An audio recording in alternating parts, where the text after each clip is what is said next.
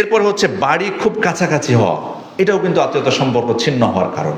খুবই কাছাকাছি হওয়া এটাও একটা কারণ। আমি কিন্তু তাই বলে আপনাদেরকে বলছি না যে বাড়ি করবেন না পাশাপাশি দুই ভাই, এটা এটা আবার এভাবে নিয়েন না, বা আপনারা ভালো থাকতে পারেন, বাট এটা একটা কারণ যে হতে পারে যে দূরে থাকলে অনেক সময় সম্পর্কটা ভালো থাকে খুব কাছাকাছি থাকলে। এই জন্য আমি দেখলাম যে সালাফদেরও এই বিষয়ে কিছু বক্তব্য আছে।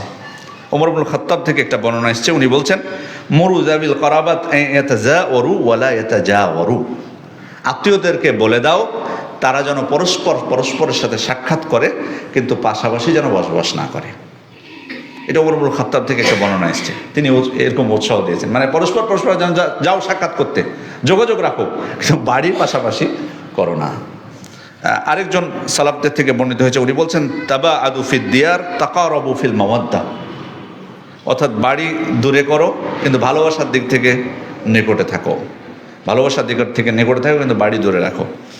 তাই বলে আজকে থেকে যেন আবার, বিশেষ করে আমি বোনদেরকে বলবো যে আপনারা আবার যদি পাশাপাশি থেকে থাকেন আবার এখান থেকে যুদ্ধ শুরু যেন না হয়ে যায় যে ফতুয়া পেয়ে গেছি এখন কাছাকাছি থাকা যাবে না। সব কিছু যদি কোনো সমস্যা হয় তখন সমাধান করবেন, এটা আমি একটা কারণ বললাম মাত্র যে এটা হয় সাধারণত, এবং এটা আপনারাও বাস্তবতা এটা অস্বীকার করতে পারবেন না। বিশেষ করে বাচ্চাদেরকে নিয়ে বেশি সমস্যাগুলো হয়। বড়রা অনেক সময় অসুবিধা হয় না, কিন্তু বাচ্চাদের হয়তো দুই বাচ্চার মধ্যে কোনো একটা সমস্যা হয়েছে, স্বাভাবিক পাশাপাশি যখন থাকবে খেলাধুলায় যাবে, খেলাধুলায় যে হয়তো ঝগড়া হলো, ওই ঝগড়ার প্রভাব বড়দের মধ্যে তখন চলে আসে। এটা একটা সমস্যা। তো যাই হোক, কাছাকাছি থেকে যদি আমরা সম্পর্ক ভালো রাখতে পারি নিঃসন্দেহে এটা ভালো। এটার ইতিবাচক দিক আছে, আবার কাছাকাছি থাকার ইতিবাচক দিক আছে। অনেক সময় বিপদ আপদ হয়, আত্মীয় স্বজনরা পাশে থাকলে এটা আপনার জন্য সহজ হয়।